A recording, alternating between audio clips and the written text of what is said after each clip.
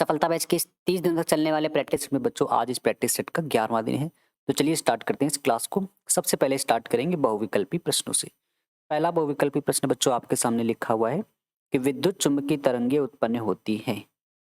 बच्चों याद रखेंगे कि विद्युत चुम्बकीय तरंगें हमेशा त्वरित आवेश से उत्पन्न होती हैं। त्वरित शब्द का मतलब बच्चों क्या है? ऐसा आवेश जो गति अवस्था में है। और जब बच्चों कोई आवेश गति अवस्था में होता है तो वो एक तरंग की तरह व्यवहार करता है। उन्हीं बच्चों तरंगों को हम लोग विद्युत चुम्बकीय तरंगें कहते हैं। गति करते आवेश से तरंगें निकलती हैं, उन्हीं तरंगों को बच्चों हम लोग विद्युत चुम्बकीय तरंगें कहते हैं। तो आपसे पूछा गया था विद्युत चुम्बकीय तरंगें कैसे उत्पन्न होती है, तो आप कहेंगे गति करते आवेश से, यानी कि एक त्वरित आवेश से। अच्छा, दूसरा प्रश्न आपके सामने लिखा हुआ है कि प्लांक नियतांक की विमा समान है। विमा मतलब बच्चों क्या होगा? डायमेंशन। और डायमेंशन बच्चों किसकी बतानी है? प्लांक नियतांक की। तो याद रखेंगे सबसे पहले कि प्लांक नियतांक को बच्चों डिनोट किया जाता है एच से। और आपने एक फार्मूला पढ़ा होगा बच्चों, डब्ल्यू बराबर होता है एच न्यू नॉट, जहाँ डब्ल्यू क्या है? कार्यफलन। एच अभी आपने जाना प्लांक नियतांक, और बच्चों न्यू नॉट को कहते हैं देहली आवृत्ति। बच्चों ऑप्शन के हिसाब से अगर देखा जाए तो सभी ऑप्शन में बल और समय और चाल का जिक्र है। तो यहाँ से हम कह सकते हैं, अगर न्यू नॉट को नीचे भेज दिया जाए, यहाँ से क्रॉस मल्टीप्लिकेशन कराया गया है, तो एच की वैल्यू यहाँ से बच्चों डब्ल्यू अपॉन न्यू नॉट निकल के आएगी। बच्चों एक आप और फार्मूला जानते हैं कि न्यू बराबर होता है, एक तो न्यू बराबर सी अपॉन लैम्डा भी फार्मूला होता है, और एक बच्चों न्यू बराबर होता है 1 अपॉन टी। ठीक है बच्चों, टी क्या है? टाइम। टाइम का मात्रक बच्चों क्या होता है? आप जानते हैं सेकंड। तो न्यू का बच्चों एक और मात्रक बनता है 1 अपॉन सेकंड। वैसे न्यू का बच्चों एक और बहुत फेमस मात्रक है, आवृत्ति का दूसरा मात्रक बच्चों आप जानते हैं हर्ट्ज। ठीक है, तो यहाँ से बच्चों अगर मैं इसके मात्रक की बात करूँ, डब्ल्यू क्या है? कार्य, और कार्य का मात्रक बच्चों आप सभी जानते हैं जूल। न्यू का मात्रक आपने अभी यहाँ से देखा है 1 अपॉन सेकंड। तो 1 अपॉन बच्चों सेकंड, सेकंड कहाँ चला जाएगा? ऊपर। तो जूल इंटू सेकंड बच्चों, ये प्लांक नियतांक की क्या आ गई है? मात्रक आ गया। लेकिन आपसे मात्रक नहीं, आपसे क्या पूछा गया? विमा। ठीक है, तो विमा बच्चों कैसे निकालेंगे? जूल। जूल बच्चों किसका मात्रक हो गया? कार्य का, और कार्य की विमा आप जानते हैं M L two T minus two second. Time यानी कि बच्चों टाइम की विमा क्या होती है? टी। टी की पावर बच्चों यहाँ एक है और यहाँ पे -2 है, तो दो में एक करेंगे सॉल्व, तो माइनस की एक, और ये आगे वाली वैल्यू ऐसे लिखी है। तो इसका मतलब बच्चों क्या है कि ये विमा, इसकी प्लांक नियतांक की विमा क्या आ गई? ml2t-1। आपसे पूछा गया किसके समान? अगर चारों ऑप्शन में बच्चों हम लोग ऑप्शन नंबर 4 को लें, तो फोर्थ ऑप्शन क्या कह रहा है? फोर्थ ऑप्शन में बच्चों आप देख रहे हैं लिखा हुआ है बल, दूरी और समय। तो बच्चों बल की विमा क्या होती है? ml t-2।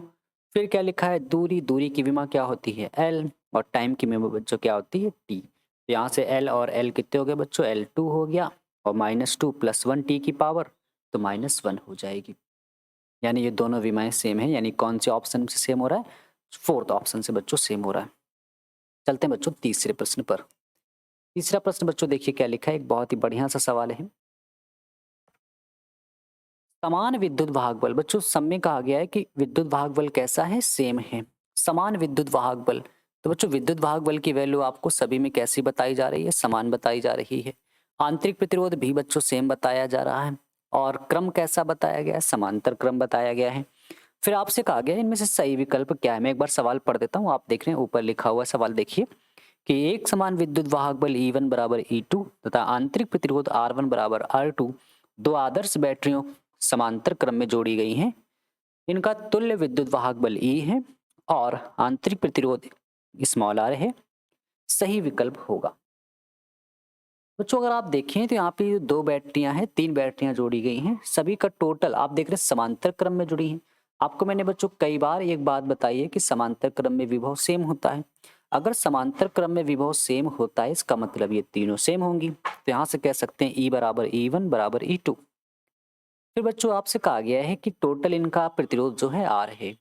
इन दोनों का समांतर क्रम में जो तुल्य प्रतिरोध है बच्चों वो R है। आप बच्चों जानते हैं समांतर क्रम में ये फार्मूला होता है। बच्चों समांतर क्रम में जब भी प्रतिरोध निकाला जाता है उसकी वैल्यू कम आती है, क्योंकि वो आप उल्टा करके जोड़ रहे हैं। तो यहाँ से बच्चों हम क्या कह सकते हैं कि R1 और R2 दोनों की वैल्यू बड़ी होगी किससे? इस R से।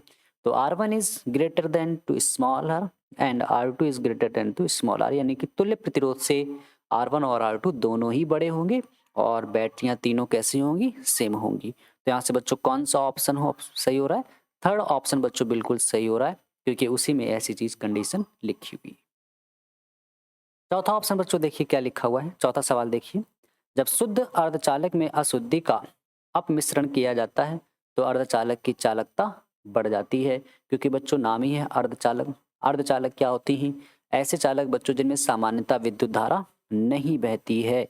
बात समझ रहे हैं। फिर बच्चों उसमें क्या किया जाता है, अशुद्धि मिलाकर उनको धारा प्रवाह के योग्य बनाया जाता है। इसीलिए बच्चों अर्धचालकों में क्या होती है, अशुद्धि मिलाई जाती है। तो जैसे अशुद्धि मिलाएंगे तब उसमें क्या होगी, धारा बहना शुरू होगी। तो बहना शुरू होगी मतलब बच्चों उसकी चालकता बढ़ जाएगी। कब बढ़ जाएगी, जब उसमें अशुद्धि मिलाएंगे। ठीक है। पांचवा प्रश्न बच्चों आपके सामने लिखा है, एक ट्रांजिस्टर की उत्सर्जक धारा IE, संग्राहक धारा IC एवं आधार धारा IB होने पर, बच्चों बहुत ही आसान सा फार्मूला होता है। IE बराबर आपने पढ़ा होगा IC प्लस IB। तो यहाँ से बच्चों देखा जाए कि जब IC में कुछ चीज ऐड कर रहे हैं, इस फार्मूले को देखिए, IC में जब IB को जोड़ा गया है तब बच्चों वो IE के बराबर आ रहा है। इसका मतलब अगर मैं केवल IC की कंपेयर IE से करूं तो बच्चों वो IC कैसा होगा, कम होगा। कम होगा यानी कि मैं कह सकता हूँ IC का मान IE से कम होता है। ठीक है। चलते हैं बच्चों इसके बाद छठवें बहुविकल्पी पर क्या लिखा हुआ है, सही तत्व को चिन्हित कीजिए। चार ऑप्शन बच्चों लिखे, उनमें जो सही ऑप्शन है वो है बच्चों वोल्ट मीटर का प्रतिरोध अधिक होना चाहिए। इस पे बच्चों हम लोग 2 बार चर्चा कर चुके हैं पिछले प्रैक्टिस सेट में। मैं फिर से आपको बता दूं कि बच्चों वोल्ट मीटर का जो प्रतिरोध होता है वो कैसा होता है, इन्फिनिटी होता है, और जो अमीटर का बच्चों प्रतिरोध होता है वो कैसा होता है, 0। तो कह रहे हैं वोल्ट मीटर का प्रतिरोध कैसा होना चाहिए, हमेशा जो अधिक, अधिक का मतलब इन्फिनिटी के बिल्कुल पास होना चाहिए या उसके बिल्कुल बराबर जैसा होना चाहिए, और अमीटर का प्रतिरोध बच्चों 0 होना चाहिए। ठीक है। इसके बाद बच्चों चलेंगे सीधे हम लोग अति लघु उत्तरी प्रश्नों पर। पहला अति लघु प्रश्न बच्चों आपके सामने लिखा हुआ है कि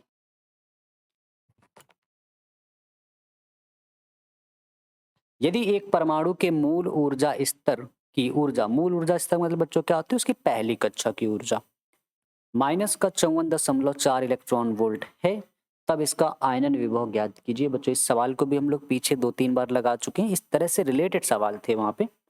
मैंने आपको क्या बताया था कि मूल ऊर्जा स्तर की ऊर्जा आपको कितनी बताई गई है, -54 इलेक्ट्रॉन वोल्ट। आयनन विभव जो बच्चों होता है, आयनन विभव होता है जितनी उस कक्षा की ऊर्जा होती है उसका साइन उल्टा कर देने पर आयनन विभव आ जाता है। ठीक है। तो बच्चों इस कक्षा की ऊर्जा कितनी बताई गई है, -54 है, तो इसको प्लस का लिख देना है, वही बच्चों होती है आयनन ऊर्जा। या फिर बच्चों अगर आपसे पेपर में पूछा जाए कि बंधन ऊर्जा कितनी होगी, तो बंधन ऊर्जा ही बच्चों आयनन ऊर्जा बराबर होती है। यानी आयनन ऊर्जा और बंधन ऊर्जा बच्चों हमेशा सेम होती। इसके बाद बच्चों एक प्रश्न है, दूसरा प्रश्न देखिए क्या लिखा हुआ है अति लघु में, कि एक अवतल लेंस के प्रत्येक पृष्ठ की वक्रता त्रिज्या 30 सेंटीमीटर है। वक्रता त्रिज्या को बच्चों डिनोट किया जाता है R से, और प्रत्येक अवतल लेंस से बच्चों, अवतल लेंस आप जानते हैं ऐसे बनता है। इसमें बच्चों जो इसकी पहली रेडियस होती है बच्चों, वो R1 इधर ली जाती है और R2 इधर ली जाती है। तो R1 बच्चों आप देखें तो मैथ में आपने पढ़ा है कि ये मूल बिंदु होता है। मूल बिंदु के इधर की दूरी बच्चों आप जानते हैं माइनस होती है, इधर की दूरी कैसी होती है, प्लस की होती है। तो R1 मूल बिंदु के इधर की तरफ लग रहा है, तो R1 की वैल्यू बच्चों -30। प्रत्येक की पृष्ठ की वक्रता त्रिज्या बच्चों 30 बताई गई है, यानी R1 भी 30 है और R2 भी 30 है। तथा अपवर्तनांक 1.5 है बच्चों, अपवर्तनांक को डिनोट किया जाता है n से, जिसकी वैल्यू 1.5 बताई गई है। आगे क्या कहा गया है, इसकी फोकस दूरी ज्ञात कीजिए। फोकस दूरी का मतलब बच्चों f की वैल्यू कैलकुलेट करनी है। बच्चों आप जानते हैं कि 1/f बराबर n-1 1/r1 -1/r2 फार्मूला होता है। बहुत ही इंपॉर्टेंट फार्मूला है बच्चों। इस फार्मूले को हम लोग लेंस मेकर का सूत्र या पतले लेंस में अपवर्तन के सूत्र के नाम से बच्चों जानते हैं। बोर्ड एग्जाम में ये प्रूविंग बच्चों कई बार आ चुकी है, मैंने इसको पढ़ाया भी है, प्लेलिस्ट में आ जाके देख सकते हैं। फिजिक्स क्लास 12th प्रूविंग नाम से बच्चों प्लेलिस्ट है, वहां से जाके आप सारी जितनी भी मैंने आज तक आपको जितनी भी आपके सिलेबस में बच्चों इंपॉर्टेंट प्रूविंग है, सब ए टू जेड मैंने फ्री ऑफ कॉस्ट पढ़ा रखी। यहाँ से बच्चों एन की वैल्यू क्या रखेंगे 1.5 -1, R1 की वैल्यू बच्चों क्या है माइनस का 30, R2 की वैल्यू क्या है 30। 1.5 में बच्चों 1 सब्ट्रैक्ट करेंगे, घटाएंगे 0.5 बचेगा। एलसीएम दोनों का सेम है -1 -1 -2 हो जाएगा। बटे में बच्चों क्या लिखा हुआ है 30 लिखा हुआ है। बच्चों इस पॉइंट को हटाएंगे तो नीचे क्या आएगा 10 आएगा। ठीक है, तो यहाँ से बच्चों अगर देखा जाए तो 5 और 2 का अगर गुणा करा दिया तो 10 आएगा। और बच्चों 10 को इस 10 से काट सकते हैं, तो 1/f की वैल्यू क्या आ जाएगी माइनस का 1/30। तो यहाँ से बच्चों कह सकते हैं कि f की वैल्यू क्या आ गई माइनस का 30। आपसे बच्चों यही पूछा गया था कि इसकी फोकस दूरी ज्ञात कीजिए, तो f की वैल्यू माइनस का 30 आ चुकी है। चलते हैं बच्चों तीसरे प्रश्न पर। तीसरा प्रश्न बच्चों आपके सामने लिखा हुआ है कि नाभिक की द्रव्यमान संख्या से क्या तात्पर्य है? यह परमाणु क्रमांक से किस प्रकार भिन्न है? भिन्न का मतलब बच्चों होता है अलग। ठीक है, तो सबसे पहले आपको बताना है कि नाभिक की द्रव्यमान संख्या क्या है। तो हेडिंग लिखेंगे द्रव्यमान संख्या, बहुत ही आसान है, तो देखिए समझिए। किसी नाभिक की बच्चों द्रव्यमान संख्या उसमें उपस्थित प्रोटॉनों की संख्या तथा न्यूट्रॉनों की संख्या के योग के बराबर होती है। ऐसा कैसे मैं कह रहा हूँ ध्यान से देखेंगे। एक मान लेते हैं बच्चों, मैं एग्जाम्पल आपके सामने रख रहा हूँ। जैसे मान लीजिए बच्चों कोई एक एलिमेंट है, जैसे मान लीजिए मैंने 2He4 हीलियम मैंने लिखा। ठीक है बच्चों, जो ऊपर वाली वैल्यू होती है इसको पढ़ा जाता है द्रव्यमान संख्या। ठीक है, अब बच्चों ये जो वैल्यू होती है ये होती है प्रोटॉनों की संख्या, नीचे वाली होती है प्रोटॉनों की संख्या। ठीक है, अगर बच्चों मैं इस 4 में 2 को घटा दूं तो कितना आ जाएगा 2 आ जाएगा। बच्चों इस 2 को कहा जाता है न्यूट्रॉनों की संख्या। किसकी संख्या है? न्यूट्रॉनों की संख्या। अगर बच्चों प्रोटॉनों की संख्या न्यूट्रॉनों की संख्या को ऐड कर दिया जाए, जोड़ दिया जाए, तो वो द्रव्यमान संख्या के बराबर आ रही है। 2 + 2 4। यानी कि बच्चों अगर आपसे कोई पूछे कि द्रव्यमान संख्या की क्या डेफिनेशन है, तो आप कहेंगे कि किसी नाभिक की द्रव्यमान संख्या उसमें उपस्थित प्रोटॉनों की संख्या और न्यूट्रॉनों की संख्या के योग के बराबर होती है। ठीक है, आप इसको यहाँ से भी पढ़ सकते हैं। किसी नाभिक की द्रव्यमान संख्या को ए से दिखाते हैं, उसमें उपस्थित प्रोटॉनों की संख्या और न्यूट्रॉनों की संख्या के योग के बराबर होती है। ठीक है, इसे ए से प्रदर्शित करते हैं बच्चों। ए का ये फार्मूला, पी क्या है प्रोटॉनों की संख्या, एन क्या है न्यूट्रॉनों की संख्या। और फिर बच्चों आपसे पूछा गया है कि ये परमाणु क्रमांक से किस प्रकार भिन्न होती है। बच्चों परमाणु क्रमांक को ही यहाँ पे जो कहा गया है इसको ही कहा जाता है, यानी प्रोटॉनों की संख्या को ही बच्चों क्या कहा जाएगा, क्या कहा जाएगा परमाणु क्रमांक। तो अगर आपसे कोई पूछ रहा है कि ये कैसे इससे अलग है, तो बड़ी सिंपल सी बात है कि परमाणु क्रमांक में सिर्फ प्रोटॉनों की संख्या शामिल होती है, जबकि द्रव्यमान संख्या में प्रोटॉनों तथा न्यूट्रॉनों दोनों की संख्या शामिल होती है। ठीक है, कुछ इसके बाद अगला प्रश्न लिखा है कि नाभिकीय संलयन से संबंधित कोई समीकरण दीजिए। तो बच्चों नाभिकीय संलयन बात समझ रहे हैं। नाभिकीय संलयन बच्चों से पहले भी हम लोगों ने पढ़ा है। ठीक है, क्या होता है कि जब बच्चों छोटे छोटे से कण, कोई दो छोटे छोटे से कण मिलकर एक भारी नाभिक का निर्माण करते हैं बच्चों, उस अभिक्रिया को ही, उस प्रक्रिया को ही बच्चों हम लोग नाभिकीय संलयन कहते हैं। यहाँ पे बच्चों आप देख रहे हैं 1H2 ड्यूटीरियम के दो अणु मिलकर, ड्यूटीरियम के बच्चों दो अणु मिलकर यहाँ पे क्या बना रहे हैं, भारी नाभिक हीलियम का निर्माण कर रहे हैं। तो बच्चों ये रिएक्शन 1H2 से मिलकर ट्राइटियम बन जाता है 1H3 और प्रोटियम 1H1 बनता है। और इस प्रक्रिया में 4.0 MeV ऊर्जा भी मुक्त होती है। बना हुआ बच्चों ट्राइटियम यानी कि 1H3 वापिस ड्यूटीरियम यानी कि 1H2 से फिर से अभिक्रिया करके हीलियम बनाता है और एक न्यूट्रॉन निकालता है। साथ में कुछ 17.6 MeV ऊर्जा भी निकलती है। तो बच्चों छोटे नाभिकों से एक बड़े नाभिक का निर्माण होना ही नाभिकीय संलयन अभिक्रिया को प्रदर्शित कर रहा है।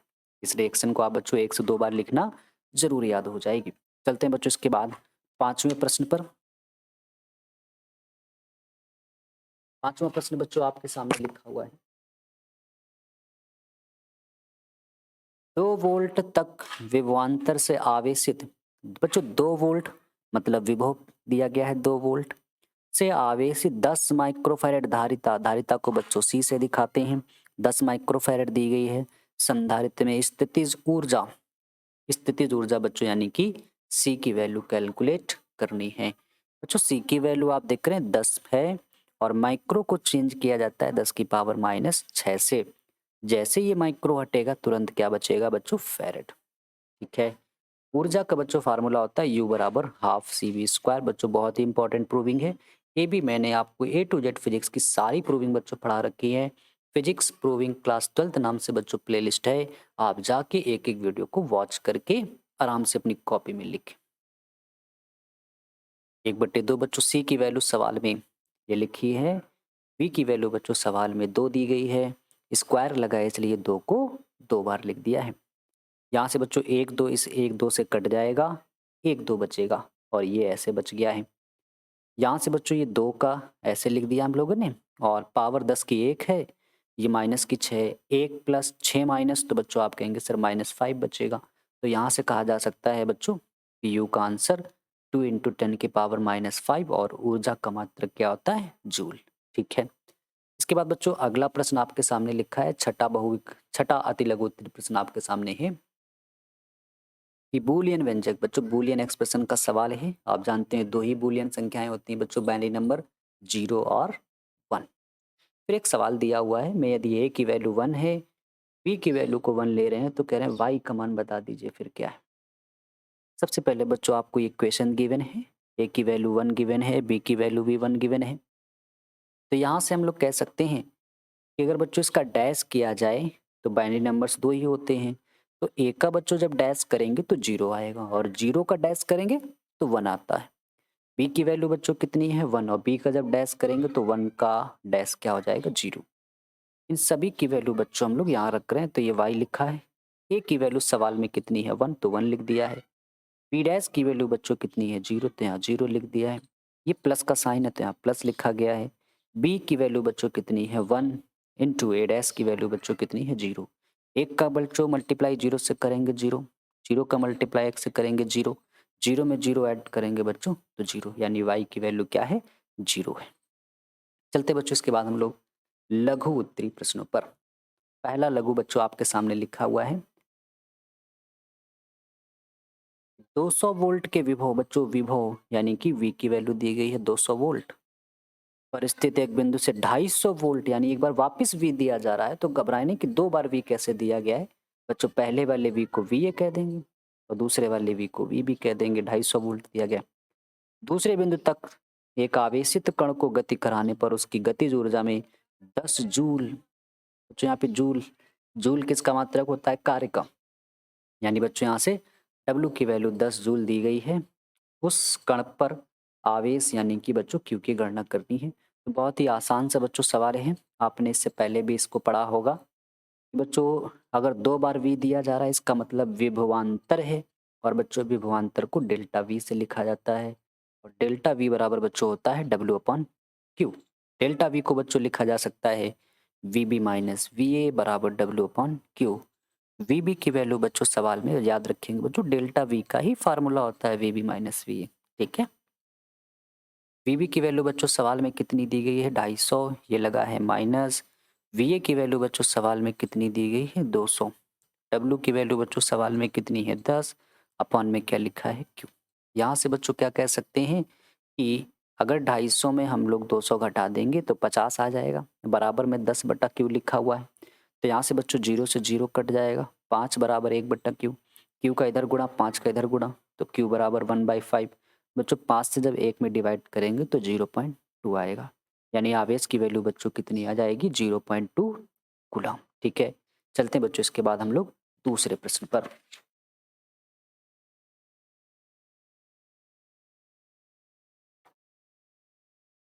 दूसरा प्रश्न बच्चों आपके सामने लिखा हुआ है कि रदरफोर्ड के परमाणु मॉडल की 2 कमियों का उल्लेख कीजिए। आपने बच्चों रदरफोर्ड का परमाणु मॉडल क्लास 11th में भी पढ़ा है, फर्स्ट ईयर में भी पढ़ा है। उसकी क्या 2 कमियां रह गई थी, ध्यान से देखेंगे। आपने देखा था रदरफोर्ड ने क्या किया था, किसी सोने की पतली पन्नी लेकर उस पे अल्फा कणों की बमबारी की थी और उसमें निष्कर्ष निकाले थे। तो उसमें क्या क्या कमियां इसमें रह गई इसको देखते हैं। कि रदरफोर्ड के परमाणु मॉडल के द्वारा, जो रदरफोर्ड ने अपना परमाणु मॉडल प्रस्तुत किया है, के द्वारा परमाणु के स्थायित्व की व्याख्या नहीं की जा सकती। अगर बच्चों रदरफोर्ड के परमाणु मॉडल से हम किसी परमाणु के स्थायित्व मतलब उसके होने और ना होने की चीज को कहते हैं स्थायित्व, तो बच्चों यहाँ से उसका स्थायित्व ही नहीं है। क्यों? क्योंकि रदरफोर्ड ने बच्चों कहा था कि इलेक्ट्रॉन जो होता है वो लगातार गति करता रहता है नाभिक के चारों ओर। अब बच्चों अगर इलेक्ट्रॉन लगातार गति करेगा तो एक समय ऐसा आएगा कि उसकी एनर्जी खत्म हो जाएगी, और इलेक्ट्रिक खत्म होने के कारण वो चक्कर लगाते लगाते लगाते एक समय ऐसा आएगा कि नाभिक पे आके गिर जाएगा। और बच्चों जैसे ये नाभिक पे आके गिरेगा तो आप जानते हैं नाभिक में प्लस का चार्ज होता है। इलेक्ट्रॉन चक्कर लगाते लगाते जैसे इसके नाभिक में आ जाएगा, इलेक्ट्रॉन पर होता है माइनस, और माइनस प्लस मिलके बच्चों एक दूसरे को खत्म कर देंगे।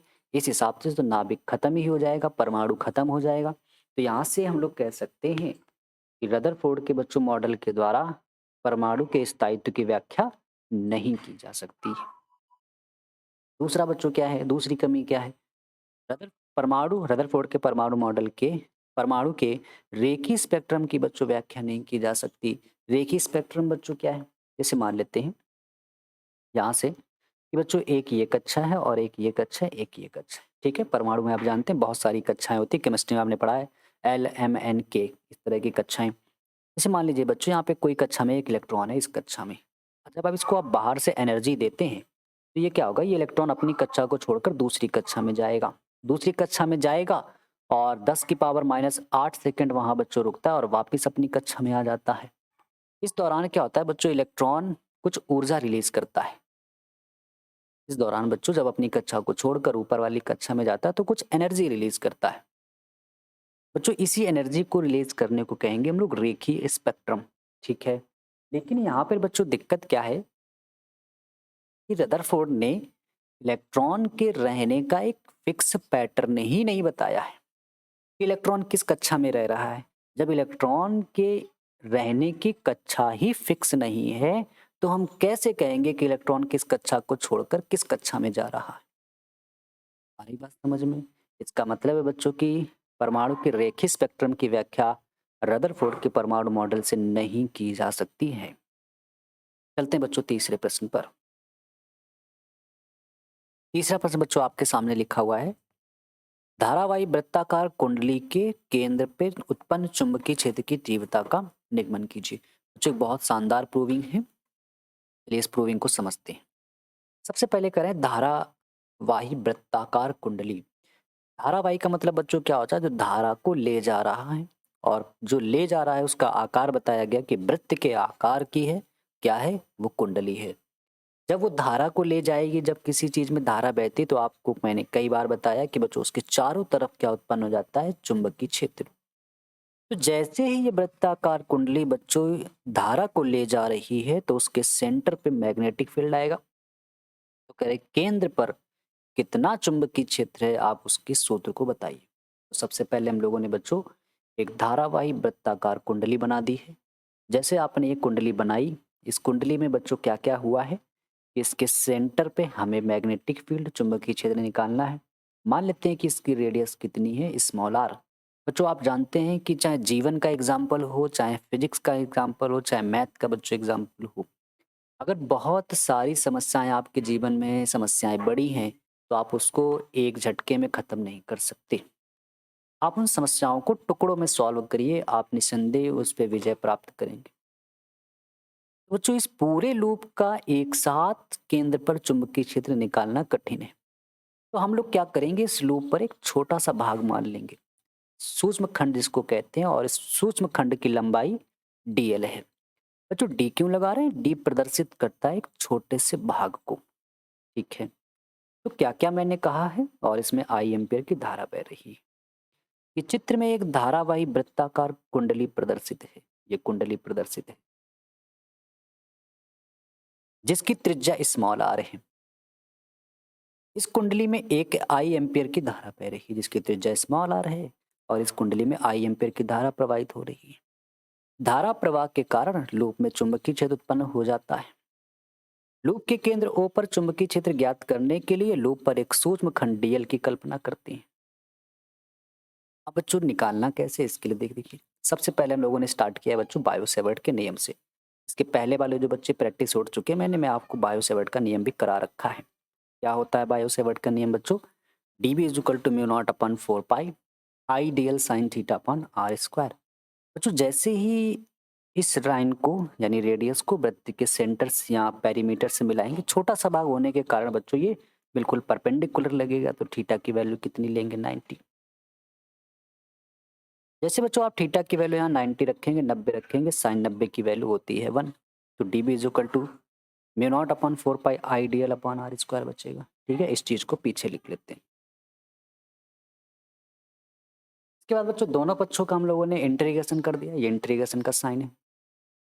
तो इंटीग्रेशन क्यों कर रहे हैं, प्रश्न उठना चाहिए मन में, क्योंकि आप छोटे से भाग को पूरा बनाना चाहते हैं, और जब भी बच्चों छोटी चीज से बड़ी चीज बनाना चाहते हैं तो हमेशा इंटीग्रेशन का यूज किया जाता है। तो D B is equal to पूरा इंटीग्रेशन लगा दिया।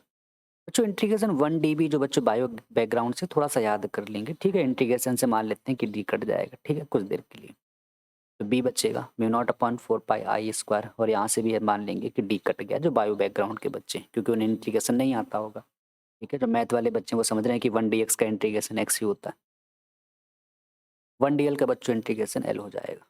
ठीक है, एल क्या है बच्चों? वृत्त की परिधि। वृत्त की परिधि का फार्मूला 2 पाई आर होता है, तो बी बराबर mu naught upon 4 pi I upon R square, L की जगह 2 पाई आर रख दिया गया।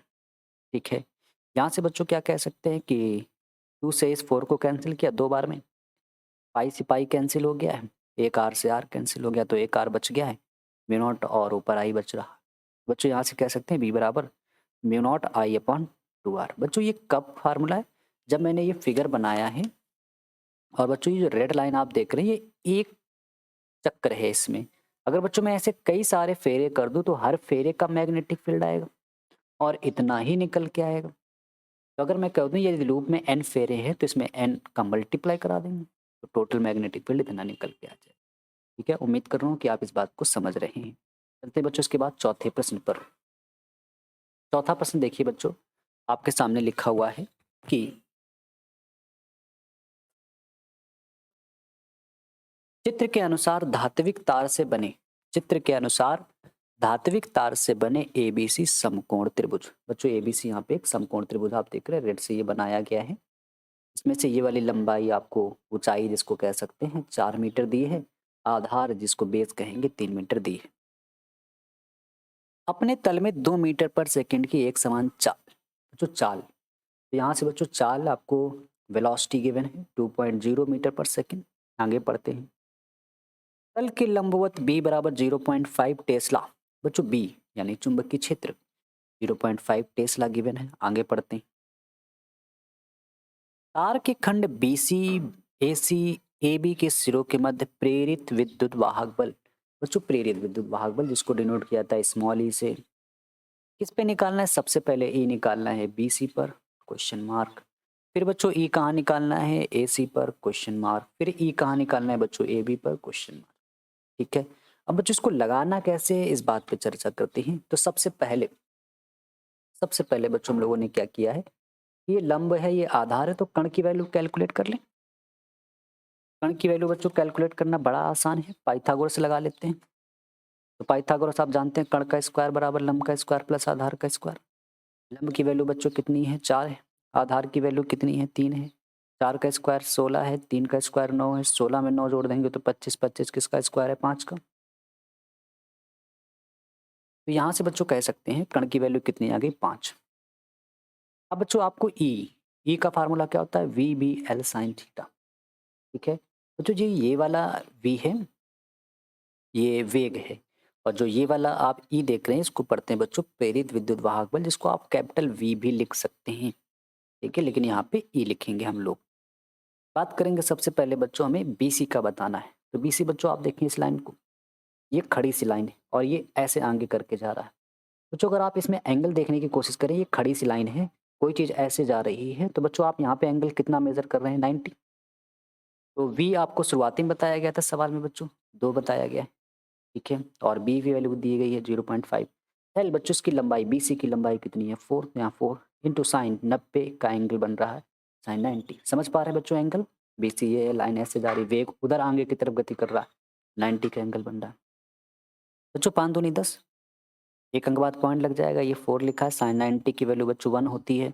4 का गुणा बच्चों 1 से करेंगे तो 4 ही आ जाएगा। पॉइंट के बाद 0 से कोई फायदा नहीं। तो बच्चों प्रेरित विद्युत वाहक बल बीसी का कितना आ गया? 4 वोल्ट। फिर बच्चों आपसे कहा गया है, वापस लगाते हैं ई का फार्मूला। इस बार किसका निकालना है? एसी का। अब बच्चों इस एसी लाइन को देखिए, इधर की तरफ है और वेग भी उधर ही जा रहा है। जिधर लाइन है वेग भी उधर ही जा रहा है। इसका मतलब बच्चों दोनों पैरेलल हैं। पैरेलल में बच्चों और एक ही दिशा में पैरेलल हो रहे हैं। इसका मतलब वहाँ एंगल कितना है? 0। बी बी एल की वैल्यू रखने से फ़ायदा ही नहीं। क्यों बच्चों फ़ायदा नहीं? क्योंकि थीटा की वैल्यू 0 और साइन 0 की वैल्यू आप बच्चों जानते हैं 0। तो जैसे 0 रखेंगे पूरा 0 हो जाएगा। ई ऑफ ए सी की वैल्यू 0 आ रही। इसके बाद बच्चों आप निकालेंगे E of A B. A B के लिए बच्चों क्या करेंगे? वापस यही फार्मूला लगाएंगे। वी की आपको वेलोसिटी दी गई है 2। बी चुंबकीय क्षेत्र आपको सवाल में दिया ही था 0.5 शुरुआत में। एल बच्चों किसका निकालना है? ए बी का। और ए बी की बच्चों ये लेंथ है जो कि कितनी है? 5। लेकिन यहाँ पर बच्चों ये तो ना 90 पे है ना 30 पे, हम तो ऐसे एंगल बता नहीं सकते, तो साइन थीटा लिख दिया। आप जानते हैं अगर इसको हम लोग थीटा मान लें तो थीटा साइन थीटा क्या होता है? लंब बटे कण। तो लंब की वैल्यू बच्चों क्या है? 4। तो साइन थीटा का फार्मूला लंब यानी कि 4 बटे कण। कण की वैल्यू बच्चों क्या है? 5। 5 से 5 कट जाएगा, 4 का गुणा 1 से, तो ई ऑफ ए बी बच्चों कितना आ जाएगा? 4 वोल्ट निकल के आ जाएगा। ठीक है, उम्मीद कर रहा हूँ कि आप इस बात को समझ रहे होंगे। बहुत अच्छा सा सवाल था बच्चों। चलते हैं इसके बाद बच्चों हम लोग अगले प्रश्न पर। अगला प्रश्न बच्चों आपके सामने क्या लिखा हुआ है? 5वां प्रश्न बच्चों आपके सामने लिखा हुआ है कि एक उत्तल लेंस से, बहुत बेहतरीन सवाल है, एक उत्तल लेंस से बच्चों 15 सेंटीमीटर दूर एक बिंदु वस्तु रखी है। सबसे पहले उत्तल लेंस है, ठीक है। एक बिंदु वस्तु बच्चों इससे 15 सेंटीमीटर की दूरी पर रखी हुई है। फिर क्या कहा गया है? इसका प्रतिबिंब लेंस के दूसरी ओर, इसी का प्रतिबिंब बच्चों लेंस के दूसरी ओर 30 सेंटीमीटर दूर बनता है। इसका प्रतिबिंब, इस वस्तु का प्रतिबिंब लेंस के दूसरी ओर 30 सेंटीमीटर दूरी पर बन रहा है। बच्चों यहाँ से पहले इतना ही समझ लेते हैं इस सवाल को। आप जानते हैं 1/f बराबर 1/v माइनस 1/u होता है। हाई स्कूल में पढ़ा है ना ये फार्मूला। एफ की वैल्यू बच्चों हमें नहीं पता है। वी की वैल्यू, वी क्या है? प्रतिबिंब की दूरी। कितनी दूर है? 30। तो वी की वैल्यू बच्चों हम लोगों ने कितनी लग दी है? 30। यू बच्चों क्या है? वस्तु की दूरी कितनी है? 15। लेकिन बच्चों वस्तु की दूरी जो है, हमेशा देखो मूल बिंदु इसको मानते हैं, इस वाले पॉइंट को। मूल बिंदु को इधर है, जैसे एक्स की बात कर रहे हैं तो ये एक्स की बच्चों इधर एक्स डैश होता है, मतलब निगेटिव होता है। तो यहाँ से यू की वैल्यू कैसी है? -15। ठीक है बच्चों, ये माइनस और ये माइनस कैसा हो जाएगा? प्लस। 1/30 1/15 ऐसे लिखा है। यहाँ से बच्चों हम लोग क्या कहेंगे कि 15 और 30 का लासा 30 आएगा। 30 में 30 का भाग दोगे 1 बार जाएगा, 15 से 30 में भाग दोगे 2 बार जाएगा, तो ऊपर 2 लिख दिया। 2 और 1 जोड़ेंगे 3, 3/30। 3 का भाग बच्चों 30 से दे रहे होंगे तो 1/10 आएगा। तो यहाँ से बच्चों पहली फोकस दूरी, यानी इस बच्चों उत्तल लेंस की जो फोकस दूरी है वो 10 है। आगे पढ़ते हैं बच्चों इस सवाल को। जब एक अवतल लेंस को इस उत्तल लेंस के संपर्क में रख देते हैं, जब इस उत्तल लेंस के संपर्क में बच्चों एक अवतल लेंस रख देते हैं, तो यहाँ से बच्चों क्या होगा कि ये उत्तल लेंस था, इसी के संपर्क में बच्चों एक अवतल लेंस रख दिया गया है। आगे पढ़ते हैं तो क्या होता है? तो प्रतिबिंब 30 सेंटीमीटर आगे खिसक जाता है। शब्द पे बच्चों ध्यान दें, आगे खिसक जाता है। आगे खिसक जाने का मतलब बच्चों क्या है? जो 30 बन रहा था, इससे 30 और पीछे खिसक जाता है। तो बच्चों 30 और पीछे खिसक जाने का मतलब है 60 दूरी पर बनेगा। फिर दोनों लेंसों की फोकस दूरियां ज्ञात कीजिए। दोनों लेंसों की फोकस दूरियां, तो बच्चों पहले की तो निकल ही आई है, दूसरे की और बता लेते हैं।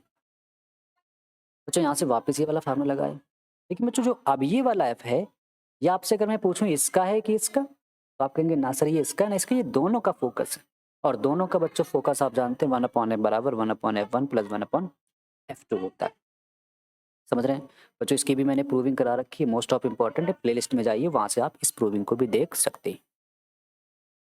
बच्चों 1/f की जगह क्यों ना ये रख दिया जाए, तो यहाँ पे रख दिया इस जगह 1/f की वैल्यू। ये बच्चों आगे ऐसे लिखा है, ठीक है। इसके बाद बच्चों हम लोगों ने क्या किया, इन सभी की वैल्यू को यहाँ पे पुट करना है, ठीक है। तो देखिए कैसे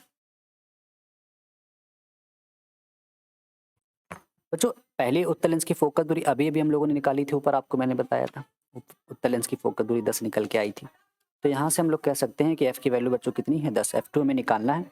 वी बच्चों कितना दूर प्रतिबिंब बन रहा है? 60 दूरी पर, तो 60। यू बच्चों फिर से वापस इधर की तरफ रखा है, नेगेटिव -15। यहाँ से बच्चों हम लोग क्या कह सकते हैं कि 1/10 1/f2 1/60 और माइनस माइनस प्लस का 1/15, ठीक है। ये 10 बच्चों उधर भेज देंगे 1/10 तो माइनस का हो जाएगा। यहाँ से बच्चों सब में एलसीएम लेंगे तो 60 आएगा। 60 का भाग 60 में देंगे एक बार, 15 चौके 60, 4 बार जाएगा, 10 छक्का 60, 6 बार जाएगा। 4 और 1 बच्चों कितना हो जाएगा, 5 माइनस 6 ऐसे लिखा है, 60 ऐसे लिखा है। 5 में 6 घटाओगे तो माइनस का 1/60 आएगा। यहाँ से बच्चों F2 की वैल्यू -60 आ गई, यानी दोनों लेंसों की फोकस दूरियां बच्चों पहले की 10 आ चुकी थी और दूसरे की बच्चों कितनी आ गई है, 60। ठीक है, चलते बच्चों हम लोग पहले लॉन्ग आंसर पे। पहला लॉन्ग आंसर बच्चों आपके सामने लिखा हुआ है,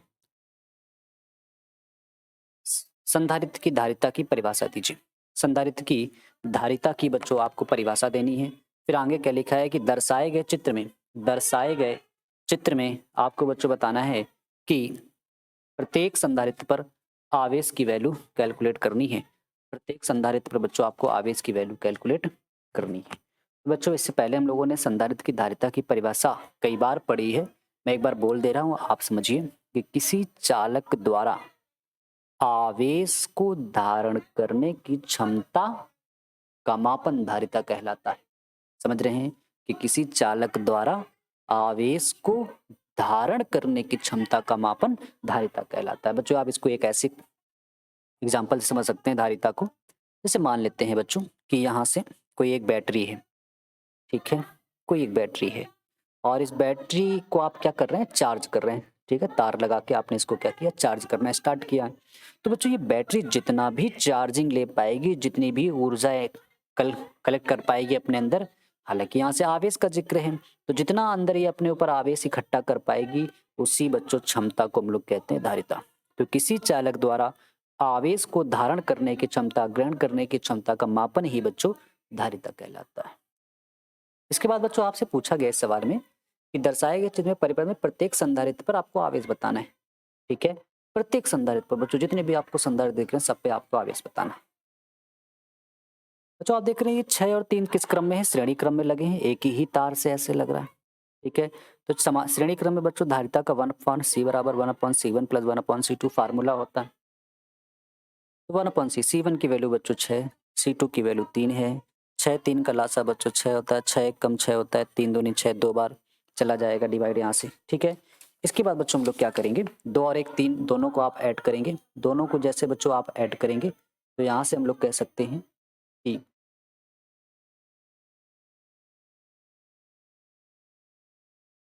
यहाँ से जैसे बच्चों आप ऐड करेंगे तो 1/c बराबर 3/6 आ जाएगा। 3 को बच्चों 6 से काटेंगे 2 बार में कटेगा, तो c की वैल्यू 2 माइक्रोफैरड आ जाएगी। ठीक है, यानी बच्चों जो ऊपर वाला जो फिगर था यहाँ से इसकी धारिता 2 आ रही है।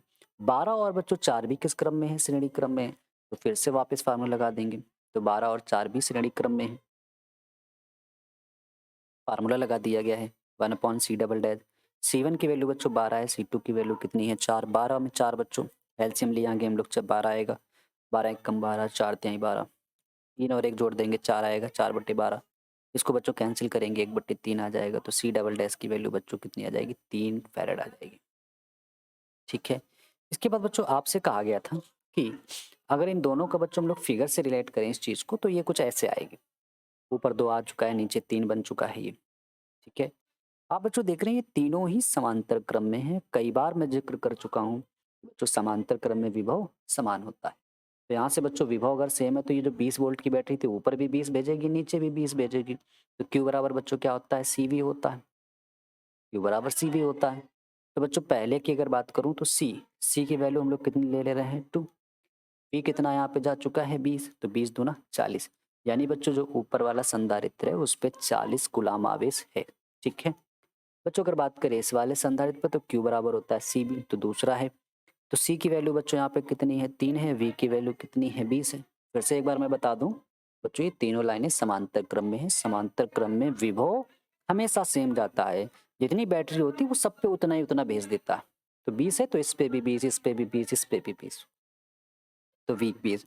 बच्चों 20 का गुणा 3 से करेंगे तो कितना आ जाएगा 60 आ जाएगा। तो यानी कि Q की वैल्यू बच्चों कितनी है 60 है।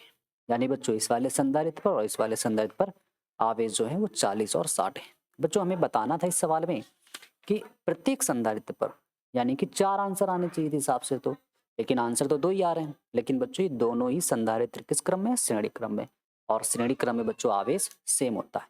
यानी जो ऊपर शुरुआत में 2 लगे थे 3 और 6 वाले बच्चों उस पर 40 40 होगा, और नीचे बच्चों जहाँ 12 और 4 लगे थे उस पे भी 60-60 होगा। ठीक है, उम्मीद कर रहा हूँ बच्चों आप इस बात को समझ रहे होंगे। धारिता की एक बार वापस परिभाषा को यहाँ से बता देता हूँ कि किसी चालक द्वारा आवेश को धारण करने की क्षमता का मापन धारिता कहलाता है। इसे सी से प्रदर्शित करते हैं। सी बराबर होता है बच्चों Q/V। मात्रक की बात करें तो बच्चों धारिता का मात्रक होता है फैरेड और दूसरा मात्रक होता है आवेश का मात्रक कूलाम। वी बच्चों विभव, विभव का मात्रक वोल्ट यानी कूलाम बटे वोल्ट होता है।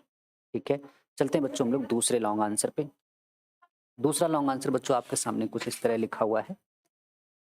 गॉस की प्रमेय का उल्लेख कीजिए। इसकी सहायता से अनंत लंबाई के पतले आवेशित तार के कारण किसी बिंदु पर विद्युत क्षेत्र की तीव्रता के लिए व्यंजक प्राप्त कीजिए। तो सबसे पहले बच्चों गॉस की प्रमेय का उल्लेख करना है।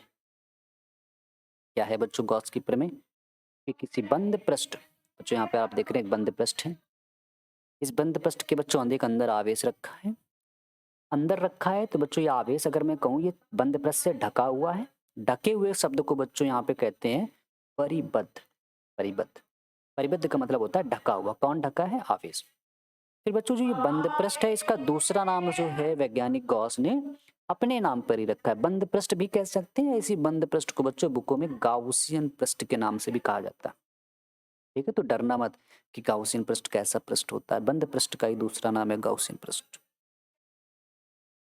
इसी बंद पृष्ठ जिसे गाउसियन पृष्ठ भी कहते हैं से निर्गत बच्चों वैद्युत फ्लक्स। अब इस गाउसियन पृष्ठ से बच्चों क्या निकल रहा है? फ्लक्स। क्यों निकल रहा है फ्लक्स? कहाँ से आ गया ये अचानक? कहाँ से फ्लक्स आ गया?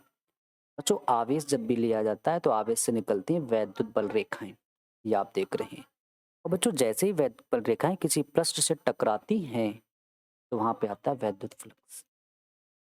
ठीक है, तो से निर्गत वैद्युत फ्लक्स यानी फाई पृष्ठ से परिबद्ध आवेश Q का 1/ε0 गुना होता है। यानी बच्चों जो फ्लक्स निकलता है वो पृष्ठ से परिबद्ध आवेश का 1/ε0 गुना होता है। ये बच्चों जो फार्मूला है ये कब है? जब आवेश पृष्ठ के अंदर रखा है तब होता है। ठीक है, जैसे ये फिगर देख रहे हैं। फिगर में क्या है बच्चों? ई प्लस आवेश है, हमेशा उससे वैद्युत क्षेत्र बाहर जाता है तो डायरेक्शन उधर की तरफ है। ये क्या होता है बच्चों? क्षेत्रफल हमेशा बाहर की तरफ लिया जाता है। जो भी सरफेस लेते हैं हमेशा उससे बाहर की तरफ, तो ये भी बाहर की तरफ। इसके बाद बच्चों जब आवेश को पृष्ठ से बाहर रख दिया जाए, जैसे ये फिगर है, पृष्ठ के अंदर नहीं रखा है, इस बार बाहर रखा है। बच्चों कोई पूछे कितना फ्लक्स गुजरता है तो बच्चों फाई का आंसर 0 निकल के आता है। ठीक है, इसके बाद बच्चों आप अगर आपसे पूछा गया था इस सवाल में कि अनंत लंबाई के पतले आवेशित तार के कारण किसी बिंदु पर वैद्युत क्षेत्र की तीव्रता ज्ञात कीजिए। बच्चों देखिए कैसे ज्ञात करेंगे। अनंत लंबाई के पतले आवेशित तार के कारण किसी बिंदु पर वैद्युत क्षेत्र। बच्चों इसकी प्रूविंग करनी है, बहुत ही अच्छी प्रूविंग है। देखिए कैसे, कई बार बच्चों ये रिजल्ट पेपर में पूछा गया है। यहाँ से बच्चों सबसे पहले हम लोगों ने एक अनंत लंबाई का एक तार बना लिया है। फिर से वही बात है, एक अनंत लंबाई का तार है बच्चों, बहुत बड़ी समस्या है, अनंत समस्या है। तो इसको आप कैसे सॉल्व करेंगे? एक छोटा सा टुकड़ा ले लेंगे। छोटा सा टुकड़ा बच्चों बेलन, क्योंकि तार भी बच्चों एक बेलन होता है, तो छोटा सा टुकड़ा जो बनेगा वो भी बेलन के रूप का ही होगा, जो डेटस आप देख रहे हैं नीले से। अब बच्चों यहाँ पे पार्ट की बात करते हैं। ये पार्ट जस्ट इधर वाला होगा, ऊपर वाला पार्ट तो ये इधर होगा। तो दो सरफेस ले रहे हैं, एक इधर एक इधर। इसका लेने से ये हो जाएगा, इसका लेने से ये वाला आ जाएगा। बच्चों प्लस आवेश, प्लस आवेश से मैंने अभी आपको बताया वैद्युत क्षेत्र हमेशा बाहर की तरफ होता है, तो ई बाहर। क्षेत्रफल सदिश भी बाहर होता है, हमेशा पृष्ठ से बाहर की तरफ होता है। प्लस आवेश है तो क्षेत्रफल सदिश बच्चों इधर, सॉरी वैद्युत क्षेत्र इधर की तरफ जाएगा। क्षेत्रफल सदिश बच्चों प्लस बाहर की तरफ होता है, तो ये हमेशा इधर की तरफ जाएगा। तो यहाँ से बच्चों दो फाई है, एक इधर एक इधर। तो फाई बराबर phi E1 plus D phi E2। ठीक है बच्चों, यहाँ से लिखना चाहें तो हम लोग क्या लिख सकते हैं? ई फाई बराबर फार्मूला होता है E dot A, E dot D A. तो बच्चों ई डॉट DA1, इसकी जगह लिखेंगे ई डॉट डी ए। बच्चों डॉट साइन जब हटाया जाता है तो आप जानते हैं ए डॉट बी का फार्मूला होता है ए बी कॉस थीटा। तो इस हिसाब से ए बी कॉस, यहाँ बच्चों एंगल कितना बन रहा है? 90। तो 90 A dot B, A B cos theta. Theta बच्चों दोनों पैरेलल आ रहे हैं, दोनों पैरेलल में एंगल 0 बन जाएगा। यहाँ से डी फाई बच्चों कॉस 90 की वैल्यू कितनी होती है? 0, तो ये पूरा 0 हो जाएगा। कॉस 0 की वैल्यू कितनी होती है? 1, तो ई डी ए बचेगा। इतना बच गया। इसके बाद बच्चों दोनों पक्षों का समाकलन कर देंगे। फिर से मैं बता रहा हूँ, छोटी चीज़ से बच्चों बड़ी चीज़ जानने के लिए इंटीग्रेशन करेंगे। आज 2 बार ऐसा आया है इंटीग्रेशन। और अब आपको मैंने बताया था इंटीग्रेशन से डी हट जाएगा तो फाई, इंटीग्रेशन से डी हट जाएगा तो बच्चों क्या बचेगा? यहाँ से ये बचेगा। तो यहाँ से बच्चों हम लोग क्या कह सकते हैं कि फाई बराबर, आप जानते हैं गॉस की प्रमेय अभी मैंने पीछे बताई थी, क्यू अपॉन एप्सिलॉन नॉट होती। क्यों बच्चों? क्योंकि आवेश ये जो आप देख रहे हैं ये बनाए हुए पृष्ठ के अंदर आ गया है, अंदर आ गया है, तो फाई बराबर क्यू अपॉन एप्सिलॉन नॉट रख दिया जाए यहाँ पे। क्यू अपॉन बराबर में क्या लिखा है? ई। ये बच्चों क्या है? Surface area. किसका बच्चों सरफेस एरिया लेना है? इस बेलन का। तो बच्चों बेलन का वक्र पृष्ठीय क्षेत्रफल जो कि आपने बचपन में पढ़ा है, छोटी क्लासों में पढ़ा है, 2 पाई आर एच। एच बच्चों यहाँ पे हम लोगों ने लंबाई को एल ले लिया, ठीक है। ये चीज़ बच्चों नीचे आएगी तो Q upon epsilon not 2 pi R H. यहाँ से बच्चों इसको सही ढंग से लिखा गया है, 1 upon 2 pi epsilon naught R, Q के अपॉन में एल लिख लिया गया है, ठीक है। यहाँ से बच्चों क्यू अपॉन जो एल होता है इसको लैम्डा कहा जाता है, इसको कहते हैं रेखीय आवेश घनत्व, यानी क्यू अपॉन एल होता है बच्चों लैम्डा। थोड़ा सा लर्न कर लेंगे। तो बच्चों यहाँ से 1 upon 2 pi epsilon naught R, और ये चीज़ बच्चों क्या बन गई? लैम्डा। और नीचे बच्चों क्या लिखा था? आर। थोड़ा सा इसको इधर लिख लिया। बच्चों आप यहाँ पे क्या करेंगे, 2 से अगर गुणा भाग कर दिया जाए तो क्या होगा कि ये जो वैल्यू हो जाएगी ये पता चल जाएगी कि 1 अपॉन 4 पाई एप्सिलॉन नॉट बच्चों 9 इंटू 10 की पावर 9 होता है। लेकिन यहाँ से अगर हम लोग देखें तो इसकी वैल्यू जब सॉल्व करेंगे न्यूमेरिकल तो दिक्कत मिल सकती है कि क्या होगी। तो 2 से गुणा भाग करने पर इतना आसान हो जाएगा कि इसकी वैल्यू पता चल जाती है 9 इंटू 10 की पावर 9, जो कि फिक्स होती है। और बच्चों जैसे आपने मल्टीप्लाई कराया तो ये लैम्डा के यहाँ 2 आ जाएगा। अपॉन में क्या लिखा है? आर। तो बच्चों यही फार्मूला होता है एक अनंत लंबाई के धारावाही चालक तार के समीप उत्पन्न वैद्युत क्षेत्र की तीव्रता का, ठीक है। इसके बाद बच्चों हम लोग मिलेंगे अगले प्रैक्टिस सेट में। बच्चों वीडियो को जरूर लाइक करें, अपने दोस्तों तक भी इसे जरूर शेयर करें, क्योंकि एक बच्चों एक एक वीडियो बनाने में बहुत सारी हेल्प लगती है, इसमें सारा लिखना पड़ता है, ठीक है। तो मिलते हैं बच्चों हम लोग कल के प्रैक्टिस सेट में।